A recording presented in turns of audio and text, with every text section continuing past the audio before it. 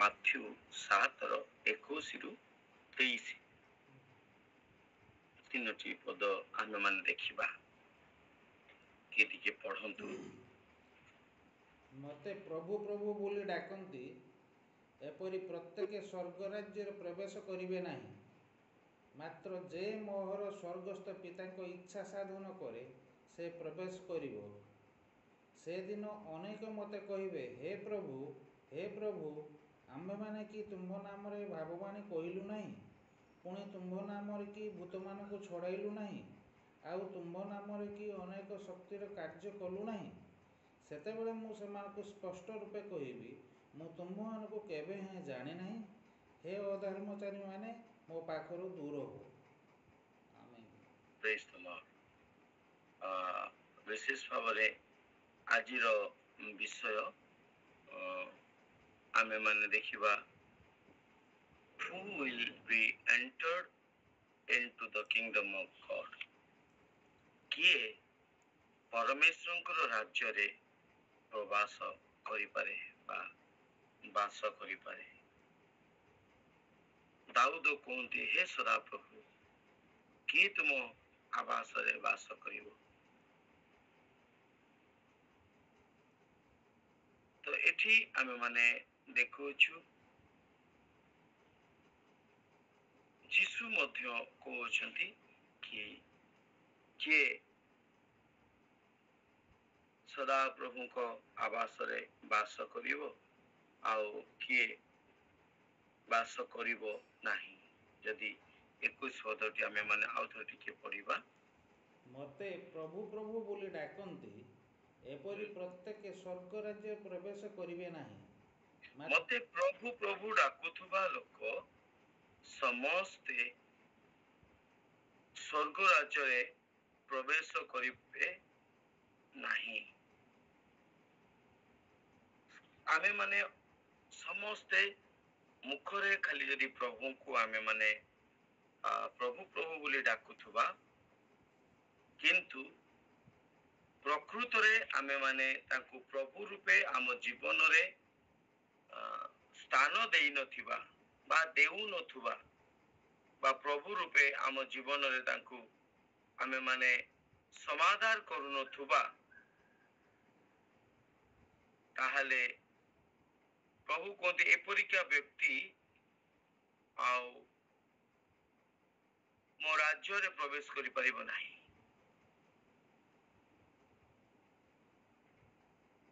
ସେଥିପାଇଁ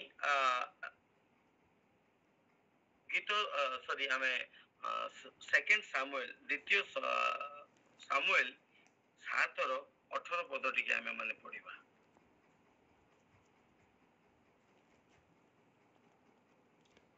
ଏଥିରେ ଦାଉଦ ରାଜା ଭିତରକୁ ଯାଇ ସଦାପ୍ରଭୁଙ୍କ ସମ୍ମୁଖରେ ବସିଲେ ଓ କହିଲେ, ହେ ପ୍ରଭୁ ସଦାପ୍ରଭୁ, ମୁଁ କିଏ ଓ ମୋର ବଂଶ ବା କ'ଣ ଯେ ତୁମ୍ଭେ ମୋତେ ଏପର୍ଯ୍ୟନ୍ତ ଆଣିଅଛ? ଦାଉଦ କହୁଛନ୍ତି, ମୁଁ କିଏ ସଦାପ୍ରଭୁ, ମୁଁ କିଏ ଯେ ତୁମେ ମତେ ଏ ପର୍ଯ୍ୟନ୍ତ, ପୁଣି ମୋ ବଂଶ କିଏ ଯେ ତୁମେ ମତେ ଏ ପର୍ଯ୍ୟନ୍ତ ଆଣିଅଛ? କଣ ପାଇଁ ତୁମେ ମନୁଷ୍ୟକୁ ପ୍ରେମ କରୁଅଛ? କଣ ପାଇଁ ଏତେ ସକଳ ବିଷୟ ଆଉ ତୁମେ ଆମ ନିମନ୍ତେ କରୁଅଛ? ଆମକୁ ଆଜି ପର୍ଯ୍ୟନ୍ତ କଢାଇ ଆଣିଅଛ, ଆଉ ଆମକୁ ତୁମ ସହିତ ରହିବା ପାଇଁ, ତୁମକୁ ପ୍ରଭୁ ବୋଲି ଡାକିବା ପାଇଁ, ଆଉ ତୁମ ଦୟାର ଅନୁଗ୍ରହରେ ବେଷ୍ଟନ କରି ରଖିଅଛ, କଣ ପାଇଁ? ତେବେ ମୋର ପ୍ରିୟ ମାନେ, ଈଶ୍ୱରଙ୍କର ବାକ୍ୟ ଯଦି ଆମେ ମାନେ ଯୋଉ ଆଜି ଧ୍ୟାନ କରୁଅଛୁ, ଈଶ୍ୱରଙ୍କର ରାଜ୍ୟରେ ପ୍ରବେଶ କରିବା ପାଇଁ ଆମେ ମାନେ ସମସ୍ତେ ଇଚ୍ଛା କରୁ, ଏହା ସତ। ଆମେ ମାନେ ତାଙ୍କ ଉପସ୍ଥିତିରେ ତାଙ୍କ ଦୟା ଅନୁଗ୍ରହକୁ ଆମ ଜୀବନରେ ଲାଭ କରିବା ପାଇଁ, ଅନୁଗ୍ରହ କରିବା ପାଇଁ ଆମେ ମାନେ ଇଚ୍ଛା କରୁ, ଏହା ସତ। କିନ୍ତୁ କଣ ସମସ୍ତେ ଆମେ ମାନେ ପ୍ରବେଶ କରିପାରିବା କି? ଆଜିର ବିଷୟବସ୍ତୁ କଣ? କିଏ ତାହାଙ୍କ ରାଜ୍ୟରେ ବା ଈଶ୍ୱରଙ୍କ ରାଜ୍ୟରେ ପ୍ରବେଶ କରିପାରିବ?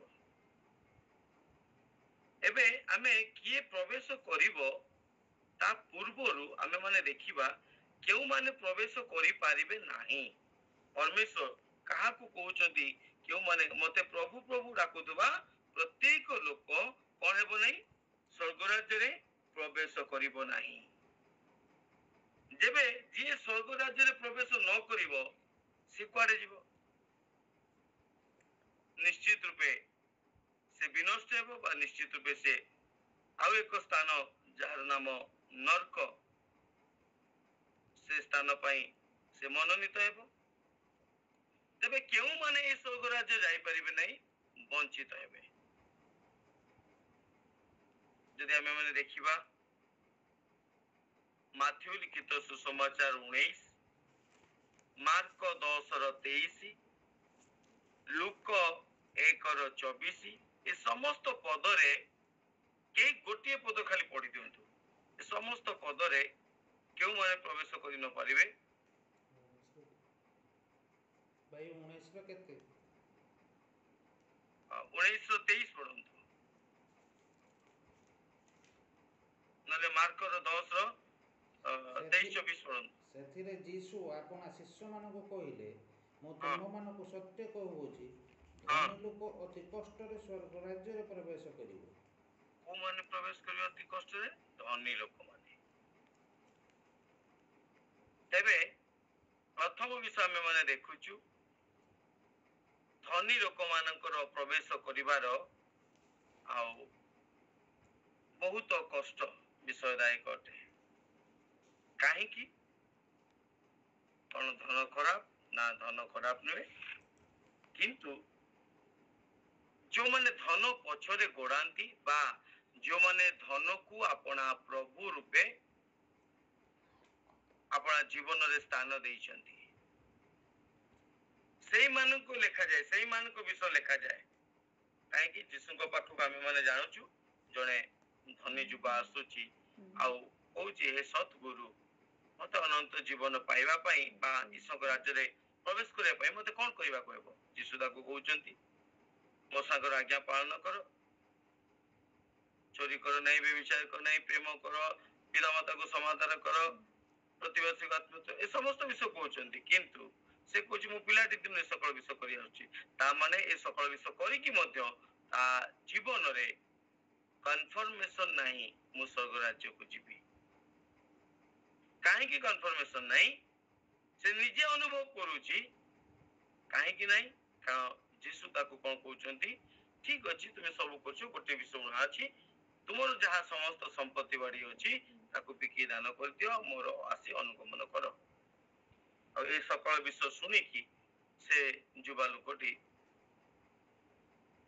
ଦୁଃଖ କରୁଛି ଆଉ କଣ କରୁଛି, ଫେରି ଯାଉଛି। କାହିଁକି ଫେରି ଯାଉଛି?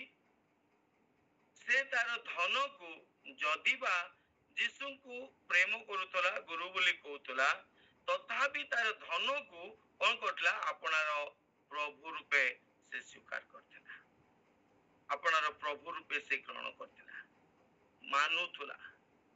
ଅର୍ଥାତ୍ କାହାର ନିର୍ଦ୍ଦେଶରେ, କାହାର ଇଙ୍ଗିତରେ ଚାଲୁଥିଲା? ସେ ଆପଣା ଧନର ଇଙ୍ଗିତରେ, ଆପଣା ଧନର ଗାଇଡେନ୍ସ ବା ଧନର ଇଚ୍ଛା ଅନୁଯାୟୀ ସେ କଣ କରୁଥିଲା, ଜୀବନ କାଟୁଥିଲା। ତା ପାଇଁ ତାର ଧନ ହିଁ ପ୍ରଭୁ ଥିଲା। ଯଦି ବା ଯୀଶୁକୁ ମାନୁଥିଲା, ଆଜି ମଧ୍ୟ ଆମ ମଧ୍ୟରେ ଅନେକ ବ୍ୟକ୍ତି ଆମେ ମାନେ ଅଛୁ, ଆମେ ମାନେ ସତ୍ୟ କହୁଛୁ, ଯୀଶୁ ଆମେ ତୁମକୁ ପ୍ରେମ କରୁ, ଆମେ ପାଇଁ ଯୀଶୁ ପ୍ରଭୁ ବୋଲି ସ୍ୱୀକାର କରୁଛୁ ମୁହଁରେ, କିନ୍ତୁ କୋଉଠି ନା କୋଉଠି ଏଇ ଧନ ପାଇଁ ଆମେ ତାକୁ ଅଣ୍ଡର ଏଷ୍ଟିମେଟ କରୁଛୁ, ମାନେ ଆମେ ତାଙ୍କୁ ଅବହେଳା କରୁଛୁ, ଲଜ୍ଜିତ କରୁଛୁ ଆମର କାର୍ଯ୍ୟ ଶୈଳୀ ଦ୍ୱାରା, ଜୀବନ ଶୈଳୀ ଦ୍ୱାରା। ଈଶ୍ୱରଙ୍କର ବାକ୍ୟ ଲେଖାଯାଏ, ଧନ ବୃଦ୍ଧି ପାଇଲେ ତହିଁରେ ମନ ଦିଅ ନାହିଁ।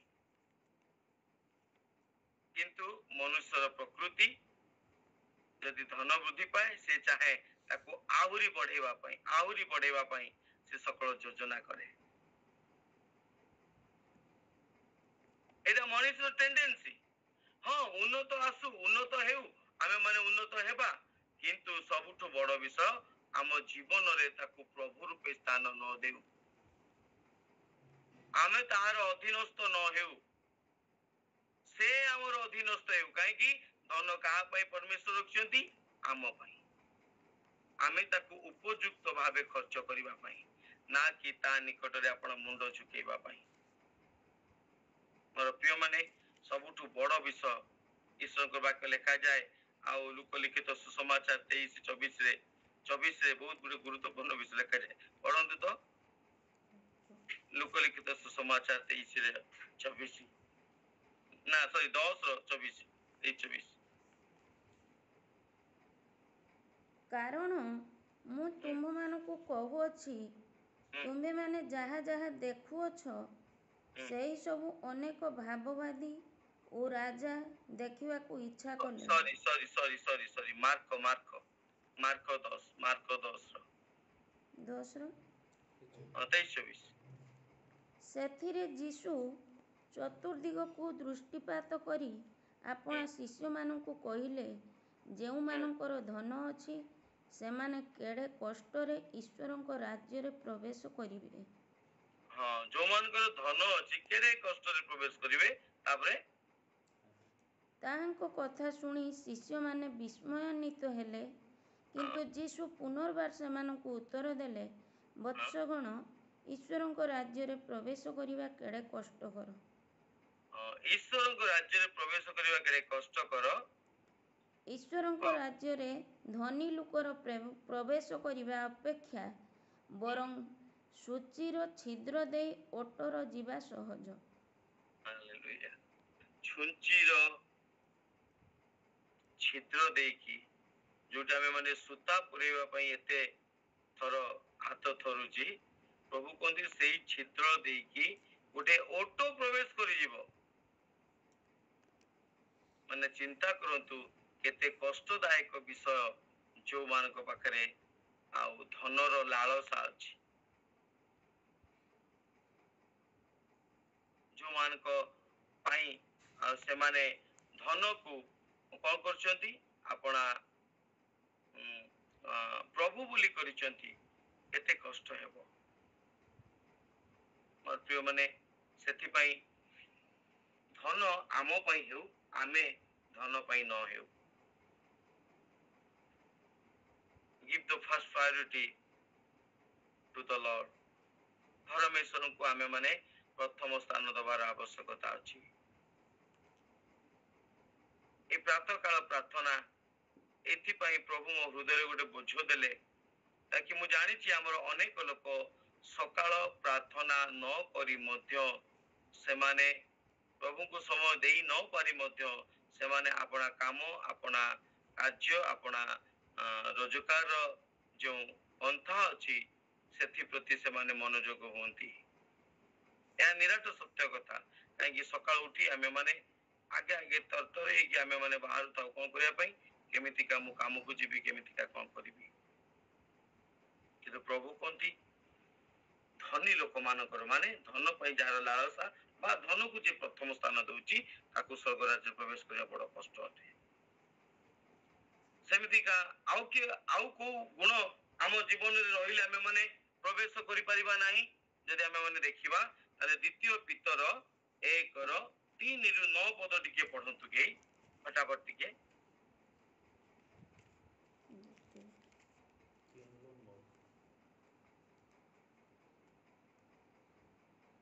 ବିଳମ୍ବ ବୋଲି ଯେପରି କେତେକ ଭାବନ୍ତି, ପ୍ରଭୁ ଆପଣା ପ୍ରତିଜ୍ଞା ବିଷୟ 1:3-9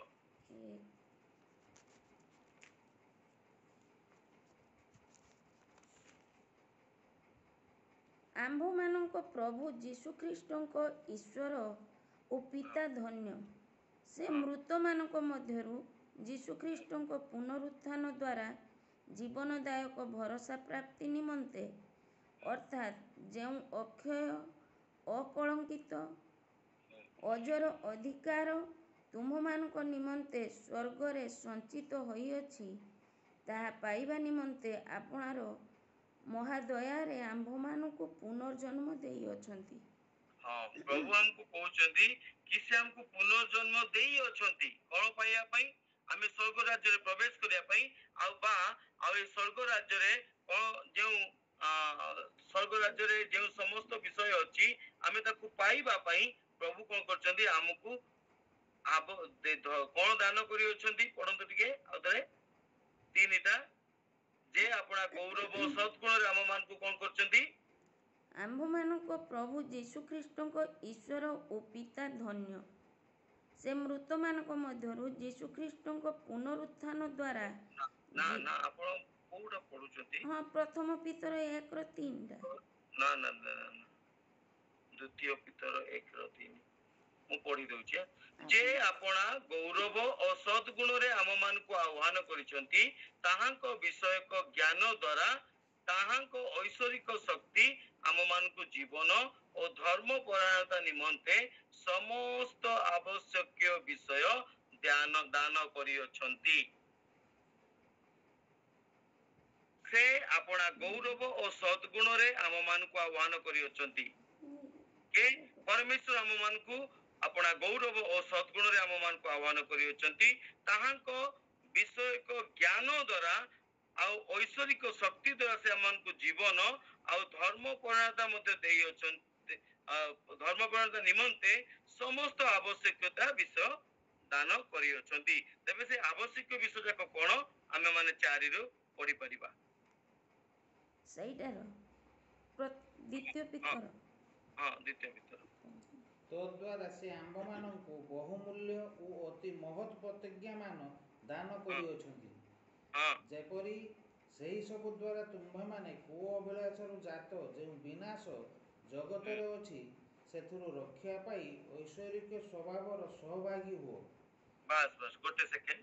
ତ এই ସ୍ଥାନରେ ପ୍ରଥମ ବିଷୟ ପରମେଶ୍ୱର ଆମକୁ ଦେଇଛନ୍ତି ଜ୍ଞାନ, ପରମେଶ୍ୱର ଆମକୁ ଧର୍ମ ପରାୟଣତା ଦେଇଛନ୍ତି, ପରମେଶ୍ୱର ଆମକୁ ଶକ୍ତି ଦେଇଛନ୍ତି।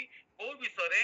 ପ୍ରଥମ ବିଷୟ ଯେ ଜ୍ଞାନୀ ନ ହେବ ସେ ଏ ସ୍ୱର୍ଗ ରାଜ୍ୟରେ ପ୍ରବେଶ କରିପାରିବ ନାହିଁ। କୋଉ ଜ୍ଞାନ? ଜଗତର ଜ୍ଞାନ ନୁହେଁ, ଈଶ୍ୱର ବିଷୟକ ଭୟର ଜ୍ଞାନ। ଆଉ ସେ ଜ୍ଞାନ ଆମକୁ କଣ କରିବ? କୁ ଅଭିଳାଷରୁ କଣ କରିବ? ବଞ୍ଚିତ କରିବ। ଅର୍ଥାତ୍ ଯଦି ଆମେ ମାନେ କୁ ଅଭିଳାଷରେ ବାସ କରୁଅଛୁ ତାହେଲେ ଆମେ ମାନେ ସ୍ୱର୍ଗ ରାଜ୍ୟକୁ ବା ଈଶ୍ୱର ରାଜ୍ୟକୁ ପ୍ରବେଶ କରିପାରିବା ନାହିଁ। ଯଦି ଆମ ଅଭିଳାଷା ମନ୍ଦ ବିଷୟ ନିମନ୍ତେ ଆମେ ମାନେ ଇଚ୍ଛା କରୁଅଛୁ ବା ମନ୍ଦ ବିଷୟ ନିମନ୍ତେ ଆମେ ମାନେ କଣ କରୁଛୁ? ଅଭିଳାଷ କରୁଅଛୁ, ତାହେଲେ ଆମେ ମାନେ ସ୍ୱର୍ଗ ରାଜ୍ୟରେ ପ୍ରବେଶ କରିପାରିବା ନାହିଁ ବା ପରମେଶ୍ୱର ରାଜ୍ୟରେ ପ୍ରବେଶ କରିପାରିବା ନାହିଁ। ଆଜି ଦିନରେ ଆମକୁ ଚିନ୍ତା କରିବାର ଆବଶ୍ୟକତା ଅଛି କି ମୋର ଅଭିଳାଷ କେଉଁ ପ୍ରକାର? ଅଭିଳାଷ ମାନେ ଇଚ୍ଛା। ମୁଁ କେଉଁ ବିଷୟ ନିମନ୍ତେ ଇଚ୍ଛା କରୁଛି? କେଉଁ ବିଷୟରେ ଶରୀରକୁ ସନ୍ତୁଷ୍ଟ କରିବା ପାଇଁ ଇଚ୍ଛା କରୁଛି? କଣ ତାହା ପରମେଶ୍ୱରଙ୍କ ଦୃଷ୍ଟିରେ ଉତ୍ତମ ବିଷୟ ତ? ଯଦି ଉତ୍ତମ ବିଷୟ ନୁହେଁ ତାହେଲେ ସେଠୁ ଫେରି ଆସିବାର ଆବଶ୍ୟକତା ଅଛି, ତାକୁ ପରିତ୍ୟାଗ କରିବାର ଆବଶ୍ୟକତା ଅଛି। এই সকল ବିଷୟ ଆମକୁ ପ୍ରଭୁଙ୍କ ରାଜ୍ୟରେ ପ୍ରବେଶ କରିବା ପାଇଁ ବାଧା ଦେବ। ଦ୍ୱିତୀୟ ବିଷୟ କଣ ପଢନ୍ତୁ? ହଁ, ଏହି କାରଣରୁ ତୁମ୍ଭେମାନେ ଅତି ଯତ୍ନ ସହକାରେ ବିଶ୍ୱାସ ସହିତ ସଦ୍ଗୁଣ ଓ ସଦ୍ଗୁଣ ସହିତ ଜ୍ଞାନ। ହଁ, ଏଠି 2ଟା ବିଷୟ ଅଧିକ ଦରକାର। କଣ? ଆମେ ଜ୍ଞାନ ତ ଦେଖୁଥିଲୁ, ଜ୍ଞାନ ଯଦି ଆମ ପାଖରେ ନଥିବ, ଈଶ୍ୱର ବିଷୟକ ଭୟ ଜ୍ଞାନ ଯଦି ଆମ ପାଖରେ এই ପ୍ରକାର ଜ୍ଞାନ ନାହିଁ, ଅର୍ଥାତ୍ ପରମେଶ୍ୱର କୋଉ ବିଷୟକୁ ଭଲ ପାଆନ୍ତି, ପରମେଶ୍ୱର କୋଉ ବିଷୟକୁ ଘୃଣା କରନ୍ତି, ପ୍ରଭୁ ମୋ ଜୀବନରେ କଣ ଚାହାନ୍ତି, କଣ ଚାହାନ୍ତି ନାହିଁ, ମୁଁ କଣ କରିବି, କଣ କରିବି ନାହିଁ, ଯଦି এই ପ୍ରକାର ଜ୍ଞାନ ଆମର ନାହିଁ ତାହେଲେ ଆମେ ମାନେ ସ୍ୱର୍ଗ ରାଜ୍ୟରେ ପ୍ରବେଶ କରିପାରିବା ନାହିଁ। ଆମେ ଯେତେ ପ୍ରଭୁ ପ୍ରଭୁ କହୁ, ଯେତେ ପ୍ରାର୍ଥନା କରୁ, ଯେତେ ହାଲେଲୁୟା ପ୍ରେଜ ଦ ଲର୍ଡ କରୁ, ଯେତେ ଉପାସନା କରୁ, କିଛି ଯାଏ ଆସେ ନାହିଁ। ଆମେ ଯେତେ ଶିକ୍ଷା ଦଉ, ଯେତେ ଅନ୍ୟ ମାନଙ୍କୁ ଉତ୍ସାହିତ କରୁ, କିଛି ମତଲବ ନାହିଁ ମୋର ପ୍ରିୟ ମାନେ। ସବୁଠୁ ବଡ ବିଷୟ ଆମ ପାଇଁ ଦରକାର। କଣ ଦରକାର? ମୋ ପାଖରେ ଜ୍ଞାନ ଥିବା ଦରକାର। କୋଉ ଜ୍ଞାନ? ଈଶ୍ୱର ବିଷୟକ ଭୟ ଜ୍ଞାନ। ପରମେଶ୍ୱର ମୋ ଜୀବନରୁ କଣ ଚାହାନ୍ତି, ମୁଁ କଣ କରିବି, କଣ କରିବି ନାହିଁ। ମୁଁ ଶୃଙ୍ଖଳିତ ଜୀବନ କେମିତିକା କାଟି ପାରିବି, ମୁଁ କେମିତିକା କାହାର ବାଧାର କାରଣ ହେବି ନାହିଁ, ମୁଁ ମଣ୍ଡଳୀର ବାଧାର କାରଣ ହେବି ନାହିଁ, ମୁଁ ପରିବାରର ବାଧାର କାରଣ ହେବି ନାହିଁ। ଏ ବିଷୟର ଜ୍ଞାନ ଆମର ଥିବା ଦରକାର। ନହେଲେ ମତେ ଯାହା ମନକୁ ଆସିଲା ମୁଁ ଯଦି ସେୟା କରିବି, ଏ ପ୍ରକାର ଯଦି ଚରିତ୍ର, ଏ ପ୍ରକାର ଗୁଣ ଯଦି ଆମ ପାଖରେ ଅଛି, ମନେ ରଖିଥାନ୍ତୁ ସ୍ୱର୍ଗ ରାଜ୍ୟରେ ପ୍ରବେଶ କରିପାରିବେ ନାହିଁ। ପ୍ରଭୁ ପ୍ରଭୁ କହିବେ, କହିଲେ ବି ଖ୍ରୀଷ୍ଟ ନିଜେ କହୁଛନ୍ତି ମତେ ପ୍ରଭୁ ପ୍ରଭୁ କହିଲେ ମଧ୍ୟ ତୁମେ ମାନେ ସ୍ୱର୍ଗ ରାଜ୍ୟ ପ୍ରବେଶ କରିପାରିବ ନାହିଁ। କାହିଁକି କରିପାରିବ ନାହିଁ? ତୁମେ ଜ୍ଞାନ ସଦାପ୍ରଭୁ ବିଷୟକ ଭୟ ଜ୍ଞାନ ତୁମ ପାଖରେ ନାହିଁ। କଣ କରିବ କଣ କରିବ ନାହିଁ, କଣ କହିବ କଣ କହିବ ନାହିଁ, କେଉଁ ପ୍ରକାର କାର୍ଯ୍ୟ କରିବ କେଉଁ ପ୍ରକାର କାର୍ଯ୍ୟ କରିବ ନାହିଁ, ଏ ବିଷୟ ତୁମେ ଜ୍ଞାନ ପାଇନ ଆଜି ପର୍ଯ୍ୟନ୍ତ। ଆଜି ପର୍ଯ୍ୟନ୍ତ ତୁମେ ବୁଝିପାରୁନ ମୁଁ କଣ କରିବି, ମନ ଇଚ୍ଛା ଯାହା ଆସିଲା କହିଦେବି, ଯାହା ଆସିଲା କରିଦେବି। ଈଶ୍ୱରଙ୍କ ମଣ୍ଡଳୀରେ ମଧ୍ୟ ଈଶ୍ୱରଙ୍କର ମଣ୍ଡଳୀ ଯେ ପରମେଶ୍ୱରଙ୍କର ପରମେଶ୍ୱର ଯେ ତାହାର ମସ୍ତକ ଅଟନ୍ତି, ଆମେ ମାନେ ମଣ୍ଡଳୀ ସହିତ ମଧ୍ୟ ଅନେକ ସାରା ବିଷୟ ଆମେ ମାନେ ସେମିତିକା କରିଥାଉ।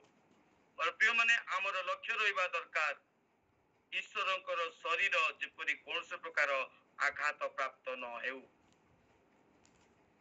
ଆମର ଅଜ୍ଞାନତା ହେତୁ ଆମେ ଏମିତିକା ଅନେକ ସାରା ବିଷୟ କରିଥାଉ, ମଣ୍ଡଳୀ ମଧ୍ୟ ନଷ୍ଟ ହେଇଯାଏ।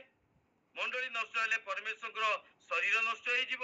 ଆଉ ପରମେଶ୍ୱର କୁହନ୍ତି ଯେ ଏହି ମନ୍ଦିରକୁ ନଷ୍ଟ କରିବ, ଆମେ ତାହାକୁ ବିନାଶ କରିଦବା। ଜ୍ଞାନର ଅଭାବ ହେତୁ ଈଶ୍ୱରଙ୍କ ଲୋକମାନେ ବିନଷ୍ଟ ହୁଅନ୍ତି ବୋଲି ପ୍ରଭୁଙ୍କ ବାକ୍ୟ କୁହେ। କେଉଁ ଜ୍ଞାନ? ଏ ଜଗତର ଜ୍ଞାନ ନୁହେଁ, କାର୍ପେଣ୍ଟର ଜ୍ଞାନ ନୁହେଁ, କାଠ ମିସ୍ତ୍ରୀର ଜ୍ଞାନ ନୁହେଁ, ପାଠ ପଢାର ଜ୍ଞାନ ନୁହେଁ, ଚାଷ କାର୍ଯ୍ୟର ଜ୍ଞାନ ନୁହେଁ, ମୋଟର ସାଇକେଲ ଗାଡି ରିପେୟାର କରିବାର ଜ୍ଞାନ ନୁହେଁ। କୋଉ ବିଷୟ ଜ୍ଞାନ? ପ୍ରଭୁ ମୁଁ କଣ କରିବି କଣ କରିବି ନାହିଁ, ପ୍ରଭୁ ମୋ ଜୀବନ କଣ ଚାହୁଁଛନ୍ତି କଣ ଚାହୁଁନାହାନ୍ତି, ପ୍ରଭୁ ଏଇ ବିଷୟ କହିବା ପୂର୍ବରୁ ମୁଁ କହିବି ନା ନାହିଁ, ଏହା ଉତ୍ତମ ନା ନୁହେଁ, ମୋ ଜୀବନ ଶୈଳୀ ପ୍ରଭୁଙ୍କ ଦୃଷ୍ଟିରେ ଉତ୍ତମ ନା ନୁହେଁ, ଏହା ମତେ ଜାଣିବାର ଅଛି। ଏଇ ବିଷୟକ ଜ୍ଞାନ ମୋ ଜୀବନରେ ରହିବାର ଆବଶ୍ୟକତା ଅଛି।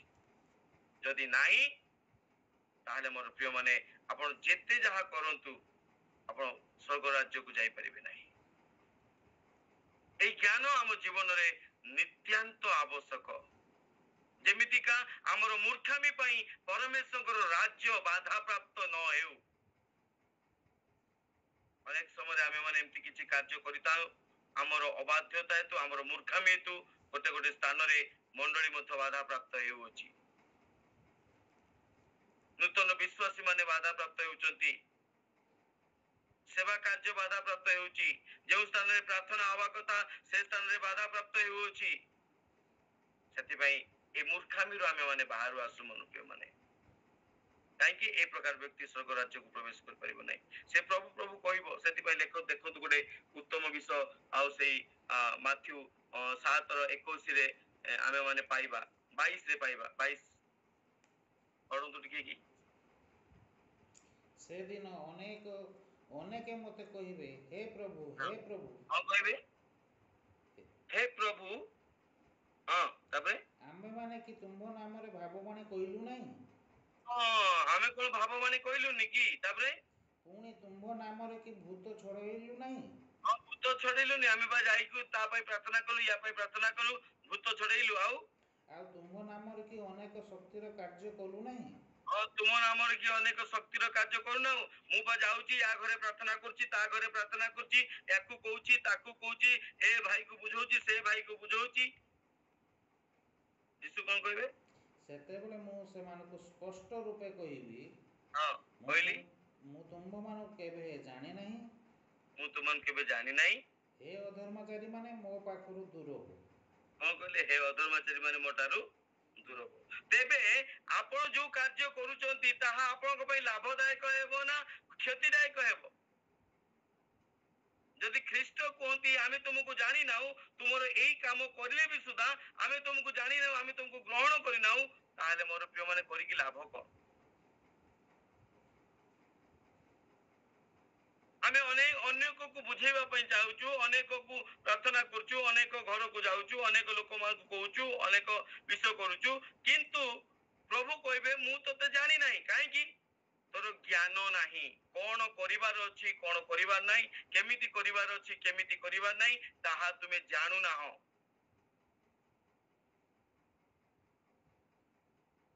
ସେଥିପାଇଁ ତୁମ ଇଚ୍ଛା ଅନୁଯାୟୀ ତୁମେ କରୁଛ।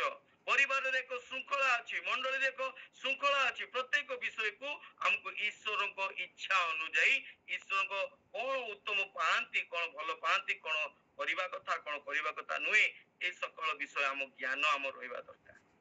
যদি ଏମିତିକା ଜ୍ଞାନ ନାହିଁ, ଯଦି ମୂର୍ଖାମି ପରିକା ଆମେ ମାନେ କାମ କରୁଛୁ, ଭୂତ ଛଡାଅ, ପ୍ରାର୍ଥନା କର, ସୁସମାଚାର ପ୍ରଚାର କର, ଅନେକ ଲୋକଙ୍କୁ ଶିକ୍ଷା ଦିଅ, କିଛି ଲାଭ ହେବ ନାହିଁ। ତୁମେ ହିଁ ନରକକୁ ତୁମେ ହିଁ ସ୍ୱର୍ଗରୁ ବଞ୍ଚିତ ହେବ। କାହିଁକି? ପ୍ରଭୁ କହିବେ ରେ ଅଧର୍ମାଚାରୀ ମୋ ଠାରୁ ଦୂର ହ। ତାଠୁ ବେଟର ମତେ ନିରବ ରହିକି ପରମେଶ୍ୱରଙ୍କ ଇଚ୍ଛାକୁ ଜାଣିବାର ଆବଶ୍ୟକତା ଅଛି। এই ପ୍ରକାର ଜ୍ଞାନ ଦରକାର। ଆଉ ଜ୍ଞାନ ସହିତ ତା ପୂର୍ବରୁ କଣ ଦରକାର? ସଦ୍ଗୁଣ। ଆମର ଗୁଣ ଆଜି କେଉଁ ପ୍ରକାର ଅଛି? ଆମର ଆଚରଣ ଉଚ୍ଚାରଣ କେଉଁ ପ୍ରକାର ଅଛି? କଣ ଆମେ ଅନ୍ୟକୁ ମାନୁଛୁ କି? ଅଧୀନତା ସ୍ୱୀକାର କରୁଛୁ କି? ଖ୍ରୀଷ୍ଟ କହିଲେ ଖ୍ରୀଷ୍ଟଙ୍କ ହେତୁ ତୁମେ ପରସ୍ପରର ବଶୀଭୂତ ହବ। କେଉଁ ପ୍ରକାର ଗୁଣ ଆମ ପାଖରେ ଅଛି? କଣ ଉତ୍ତମ ଗୁଣ ଅଛି? କଣ ସତ୍ ଗୁଣ ଅଛି କି? ଯଦି ସତ୍ ଗୁଣ ନାହିଁ, ତୁମେ ପ୍ରଚାର କର, ତୁମେ ଯୁଆଡେ ଯାଅ, ତୁମେ ଯାହା କର, ତୁମେ ଘର ଘର ବୁଲ, କିଛି ବି କର, କିଛି ଲାଭ ନାହିଁ। କାହିଁକି? ତୁମ ପାଖରେ ଗୁଣ ଓ ଚରିତ୍ର ଠିକ ନାହିଁ। ତୁମେ ନିଜେ ପ୍ରାର୍ଥନା କଲା ବେଳେ ଢୁଳଉଛ, ତୁମେ ନିଜେ କୌଣସି ପ୍ରକାର ଈଶ୍ୱରଙ୍କ ଆଜ୍ଞାକୁ ପାଳନ କରୁନାହ, ତୁମେ ଈଶ୍ୱରଙ୍କୁ ଭୟ କରୁନାହ, ଆଉ କଣ କରୁଛ? ତୁମେ ଯେତେ କାର୍ଯ୍ୟ କଲେ ବି ତୁମେ ଭୂତ ଛଡାও, କିଛି ଯାଏ ଆସ ନାହିଁ।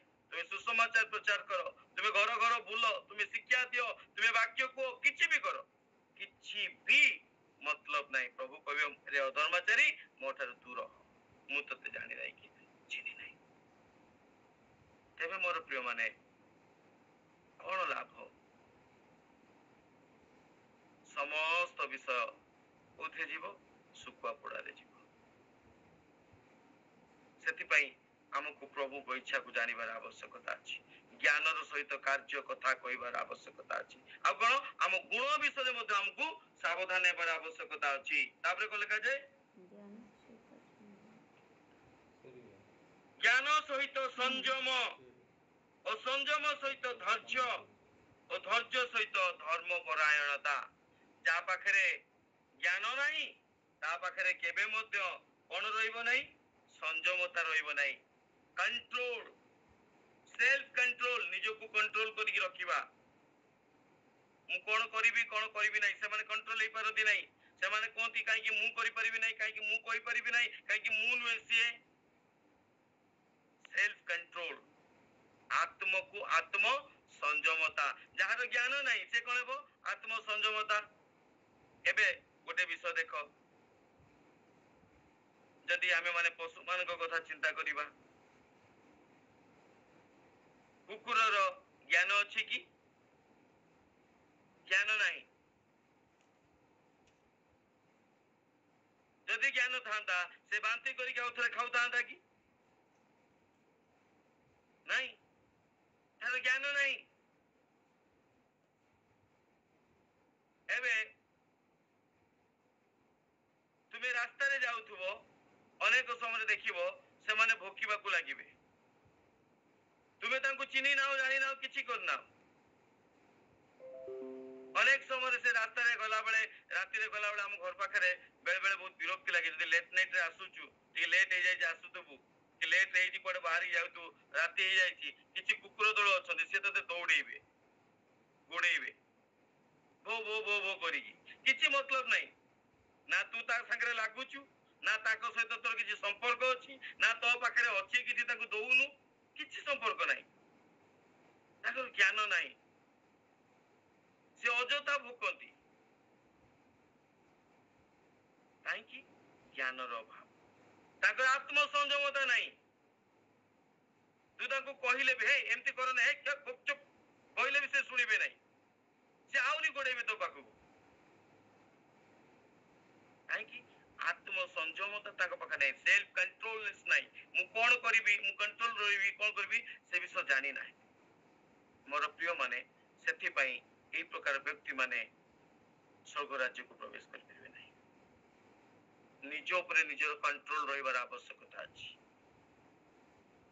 ଆଉ କାହିଁକି କଣ୍ଟ୍ରୋଲ ନାହିଁ? ତାଙ୍କ ପାଖରେ ଜ୍ଞାନ ନାହିଁ। କାହିଁକି କଣ୍ଟ୍ରୋଲ ନାହିଁ? ତାଙ୍କ ପାଖରେ ସଦ୍ଗୁଣ ନାହିଁ, ତାଙ୍କ ଗୁଣ କଣ ଉତ୍ତମ ନାହିଁ। ସେଥିପାଇଁ ମୋର ପ୍ରିୟ ମାନେ ଲେଖାଯାଏ, ତାଙ୍କ ପାଖରେ ଧୈର୍ଯ୍ୟ ବି ନାହିଁ। ତାଙ୍କ ପାଖରେ ଧୈର୍ଯ୍ୟ ନାହିଁ କି ମତେ ଗୋଟେ ପ୍ରଭୁ ଗୋଟେ ସ୍ତରରେ ପହଞ୍ଚିବା ପାଇଁ ହେଲେ ମତେ ଧୈର୍ଯ୍ୟର ଆବଶ୍ୟକତା ଅଛି। ସମସ୍ତ ବିଷୟର ଧୈର୍ଯ୍ୟର ଆବଶ୍ୟକତା ଅଛି। ଆପଣ ମାନେ ଧାନ ବୁଣିକି ତା ପର ଦିନ କାଟିକି ଆଣନ୍ତି ନାହିଁ। ଧୈର୍ଯ୍ୟର ସହିତ 4 ମାସ 6 ମାସ ଅପେକ୍ଷା କରିବାକୁ ପଡେ। ଧୈର୍ଯ୍ୟର ସହିତ ଧାନ ଗଛ ବଢିବ, ଧାନ ହେବ, ଫସଲ ହେବ, ତାପରେ ପାଚିବ। ଅନେକ ସାରା ବିଷୟ ଅଛି ମୋର ପ୍ରିୟ ମାନେ। ଈଶ୍ୱର ମଧ୍ୟ ଆମଠାରୁ ଧୈର୍ଯ୍ୟ ଆଶା ରଖନ୍ତି। ଯାହା ପାଖରେ ଧୈର୍ଯ୍ୟ ନାହିଁ ସେ ବ୍ୟକ୍ତି ଈଶ୍ୱରଙ୍କ ରାଜ୍ୟରେ ପ୍ରବେଶ କରିପାରିବ ନାହିଁ। ମୋର ପ୍ରିୟ ମାନେ ଶୁଣୁଥାନ୍ତୁ, କୋଉ କୋଉ କ୍ୱାଲିଟିଜ ଆମ ପାଖରେ ରହିଲେ, କୋଉ କୋଉ ଗୁଣ ଆମ ପାଖରେ ରହିଲେ ଆମେ ମାନେ ସ୍ୱର୍ଗ ରାଜ୍ୟକୁ ପ୍ରବେଶ କରିପାରିବା ନାହିଁ। ଯଦି ଆମେ ମାନେ ଅଧୈର୍ଯ୍ୟ ତାହେଲେ ଆମେ ମାନେ ପ୍ରବେଶ କରିପାରିବା ନାହିଁ। ଯଦି ଆମେ ମାନେ ବୁଦ୍ଧି ନାହିଁ, ଜ୍ଞାନ ନାହିଁ, ତାହେଲେ ଆମେ ମାନେ ପ୍ରବେଶ କରିପାରିବା ନାହିଁ। ଯଦି ଆମ ପାଖରେ ସଦ୍ଗୁଣ ନାହିଁ, ଉତ୍ତମ ଗୁଣ ନାହିଁ, ତାହେଲେ ଆମେ ମାନେ ପ୍ରବେଶ କରିପାରିବା ନାହିଁ। ମୋର ପ୍ରିୟ ମାନେ ସେଥିପାଇଁ ଲେଖାଯାଏ କଣ ଆଉ କଣ ଧର୍ମପରାୟଣତା। କୋଉ ଧର୍ମପରାୟଣତା? ଆତ୍ମ ଧର୍ମପରାୟଣତା ନୁହେଁ। ମୁଁ ଯଦି ଯାଇକି ବାକ୍ୟ ପ୍ରଚାର କରିଦେବି ତାହେଲେ ମୁଁ ଧାର୍ମିକ ହେଇଗଲି। ମୁଁ ଯଦି କାହାକୁ ବୁଝେଇଦେଲି ତାହେଲେ ମୁଁ ଧାର୍ମିକ ହେଇଗଲି। ମୁଁ ଯଦି କାହାକୁ ଟିକେ ଦାନ କରିଦେଲି ତାହେଲେ ମୁଁ ଧାର୍ମିକ ହେଇଗଲି। ଏ ସକଳ ଧାର୍ମିକ କଣ ଅଟେ?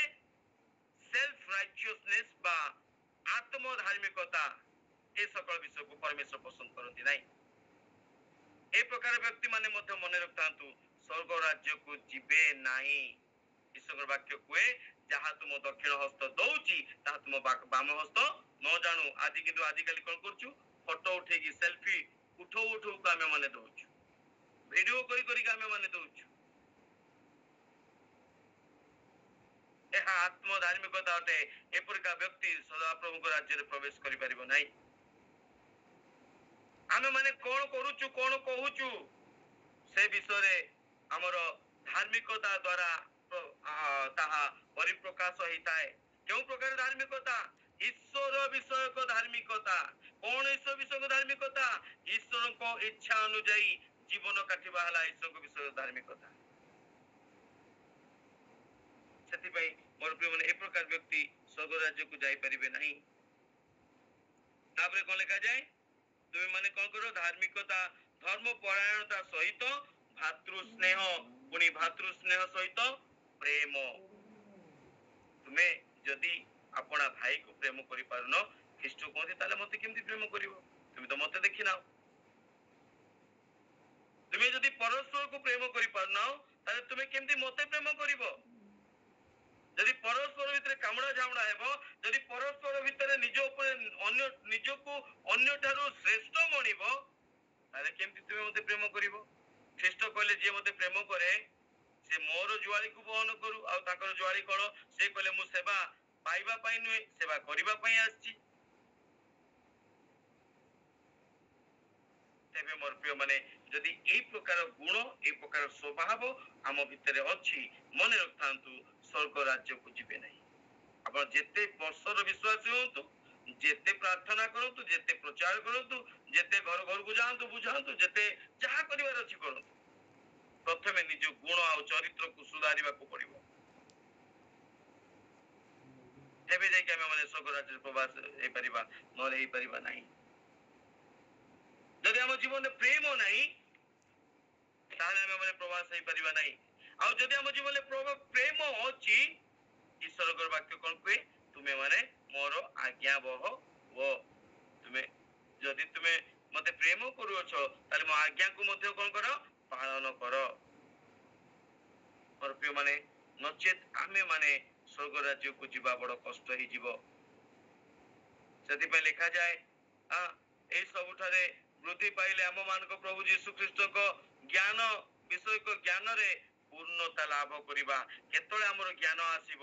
ଯେତେବେଳେ ଏଇ ସକଳ ବିଷୟକୁ ଆମେ ମାନେ ମାନିବା, ଧୈର୍ଯ୍ୟର ସହିତ ଆପଣା ଗୁଣକୁ ପରିବର୍ତ୍ତନ କରିବା, ଆଉ କଣ କରିବା ନାହିଁ ଚିନ୍ତା କରିବା, ସେଲ୍ଫ କଣ୍ଟ୍ରୋଲ, ସଂଯମ, ଆତ୍ମ ସଂଯମତା ରଖିବା, ଧର୍ମ ପରାୟଣତା ଜୀବନ କାଟିବା, ଅର୍ଥାତ୍ ଈଶ୍ୱରଙ୍କୁ ଭୟ କରି ତାଙ୍କ ଆଜ୍ଞାବହତାରେ ଜୀବନ କାଟିବା। ସେତେବେଳେ ଆମ ପାଖରେ କଣ ଆସିବ? ଜ୍ଞାନ ଆସିବ।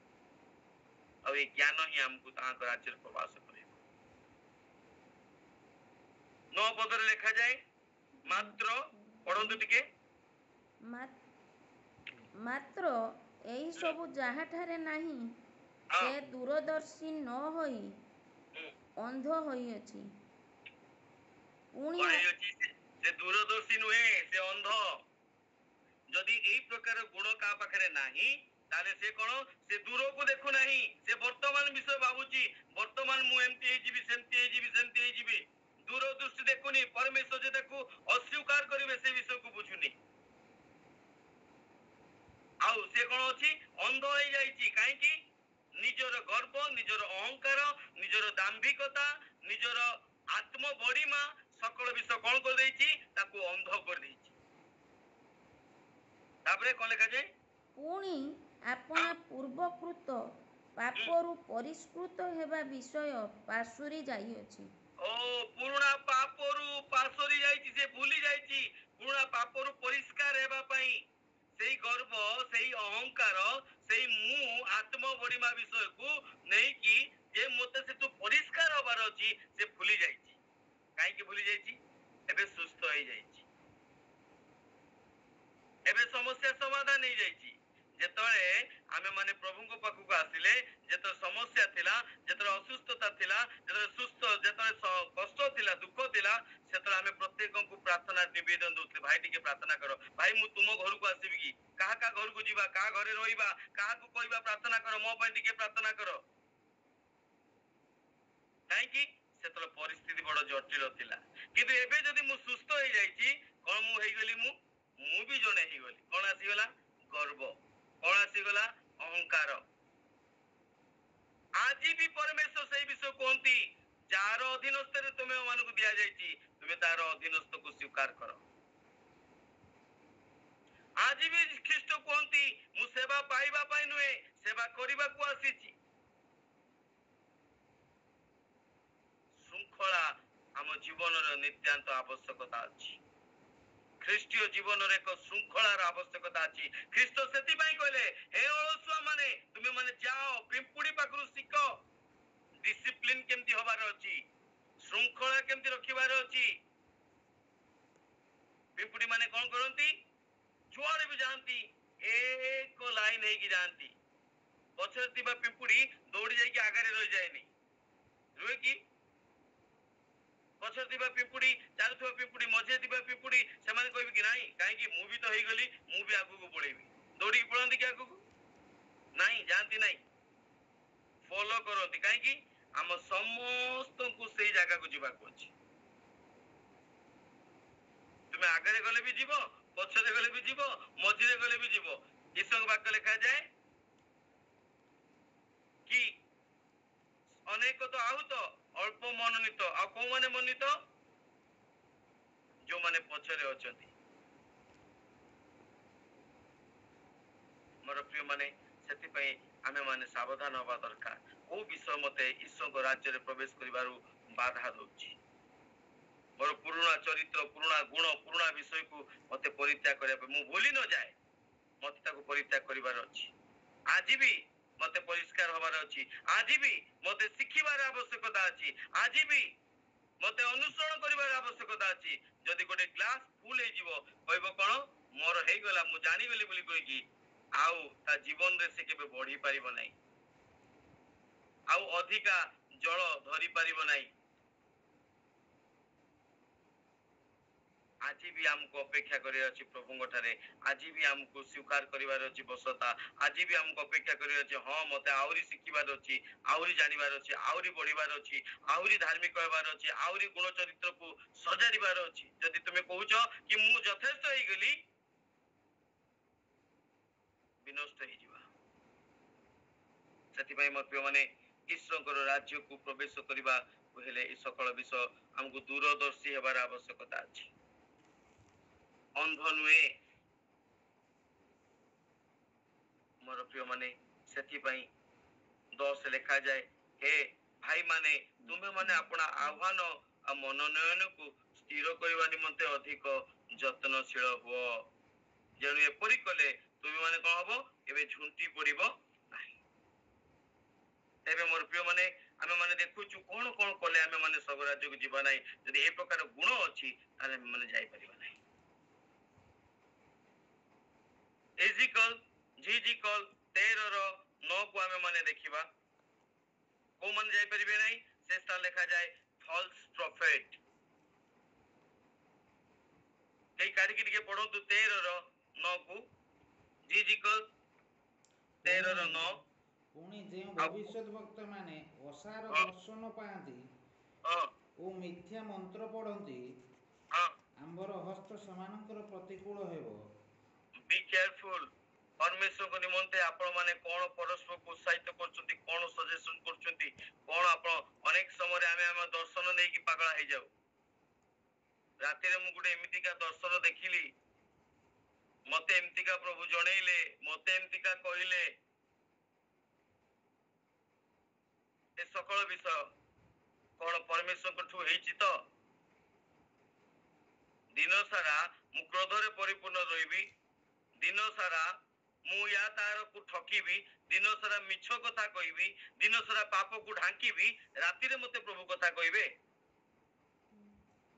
संभव की जदि तुम आचरण परिवर्तन करना जदि तुम स्वभाव को परिवर्तन करना जदि तुम चालीचरण को परिवर्तन करना जदि तुम जीवन शैली को परिवर्तन करना तुम से पापर पाछिया को घोड़े की रखी अछ आ कौन कहूछ राति रे मते प्रभु दर्शन दे कथा कहले स्वप्न दे की कथा कहले प्रभु मते जणैले प्रभु मते एमती कहले विनाश हे जीव मोर प्रिय माने आजिकाली लोक मान को गुटे फैंटेसी गोटे गोटे अजब सा लत लागि जाय छी ए सकल विषय पई काहे कि एहा कहबा द्वारा निजो को कोन करबा पई हाईलाइट करबा पई निजो को कोन करबा पई प्रशंसित करबा पई महिमा पाइबा पई मन रखि थांतु परमेश्वर कोंती से सो गौरवर रक्षाकारी उद्योगी परमेश्वर गौरव केवल तांकर अटे यदि तांको गौरव को आपण चोरी करिया पई चाहउछती एई प्रकार विषय रे मन रखांतु से भयंकर अटंती से देबे नहीं मोर प्रिय माने सेति पई हमें माने सावधान नहीं जाऊ कोन करिवार अछि हम फॉल्स प्रॉफिट जो माने मिथ्या भाववाणी कोंती मिथ्या मंत्र बड़बड़ांती मिथ्या वाक्य प्रचार करंती प्रथम विषय जो माने वाक्य प्रचार करिया पे इच्छा करचंती मोर रिक्वेस्ट आगे निजे वाक्य को बुझंतु आउलो कोंती शिक्षक जे तुमे माने अनेक शिक्षक हो नाही शिक्षक जे हमें माने गुरुत्वर दंड पाइबु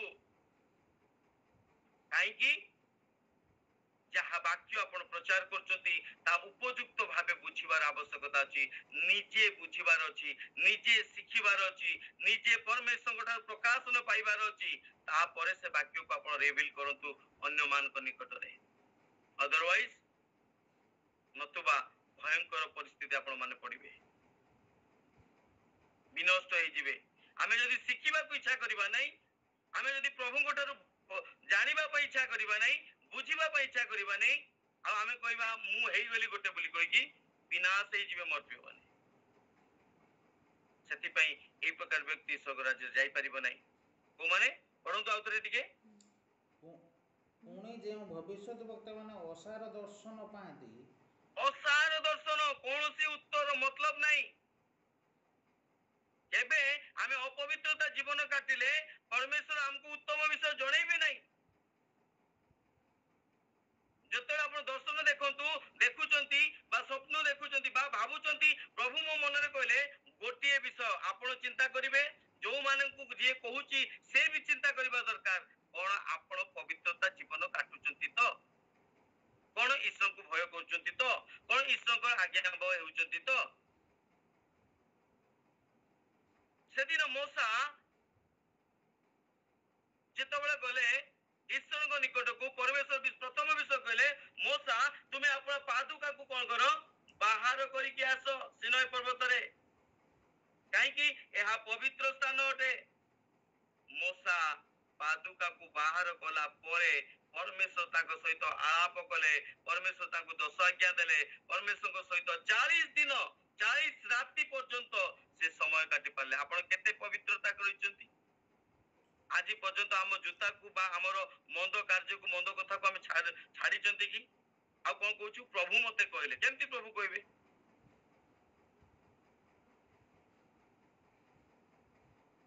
मोर प्रिय माने आमे माने सावधान हेबार अछि असार कथा असार दर्शन प्रति ध्यान दियंतु नाही तापरे कोन लिखा जाय मिथ्या मंत्र पढ़ंती मिथ्या मंत्र प्रचार करबा पूर्वरु जानिबा दरकार मो इच्छा जा मु से कहि देबी ना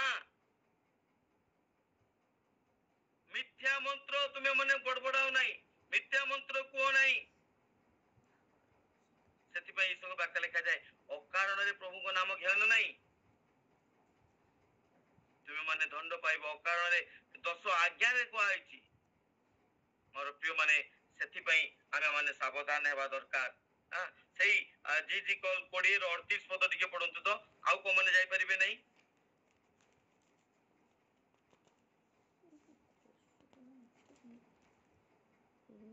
पाइले की पुणी आंबे विद्रोही मानक ओ आंब विरुद्ध अपराधी मानक तुम मानक मध्यरु झाड़ी दूर कर देवा से माने जे विद्रोही मानक रेबेलियस हार्टेड जो माने विद्रोहर मंत्र पाठ करंती विद्रोह विषय मन रखतांती से माने कोन करंती से माने जानती नहीं मु परमेश्वर सहित विद्रोह करछि बोली कहि ए प्रकार व्यक्ति स्वर्ग राज्य को जाई परिबो नहीं तबे मोर प्रिय माने आमे माने आज देखुछु समयर स्वल्पता हेतु एठी आमे माने रखिबा विषय को आमे माने आज देखिले केउ माने ईश्वर राज्य को जाई परिबे नाही तापरे आमे माने देखिबा प्रभु काहे की कहले मु तुमको चिन्हि नाही मु तुमको जानि नाही रे अधर्मचारी माने मो ठारू दूर हो बोली कहउचंती काहे की कारण एही प्रकार गुण रहिले आमे माने स्वर्ग राज्य रे प्रवेश कर परिबा नाही काहे की प्रभु कोंती मते प्रभु प्रभु बोली कहउथबा प्रत्येक व्यक्ति स्वर्ग राज्य को जाई परिबो नाही कारण तार आचरण उच्चारण समस्त विषय को मध्य देखिबार आवश्यकता अछि एबे मोर प्रिय माने रेस्ट विषय को हमें आसंता काली की विषय विच आलोचना करिबा आसु हमें माने प्रार्थना करिबा आज जगिबा प्रभु हमको सहायता करंतु जेउ सकल विषय आज परमेश्वर मना कले एही समस्त विषय आम जीवन रे अछि कि जदि अछि सेत्रु बाहर आसीबार आवश्यकता अछि जदि हमर गुण सत नुए जदि हम पाखरे प्रेम नहीं जदि हम पाखरे आत्मसंयमता नहीं जदि हम पाखरे बुद्धि नहीं आमे कोन करिबा कोन नहीं जानू ना ई सकल विषय मोर प्रिय माने जदि अछि ताले हम स्वर्ग राज्य को जाई परिबा नहीं ई सकल विषय को हम जीवन दूर करिबार आवश्यकता अछि तबे आसु आमे माने प्रार्थना करिबा प्रभु हमको सहायता करंतु कारण ईश्वर कहते मते प्रभु प्रभु कहले केवल तुमे स्वर्ग राज्य प्रवेश कर परिबो नहीं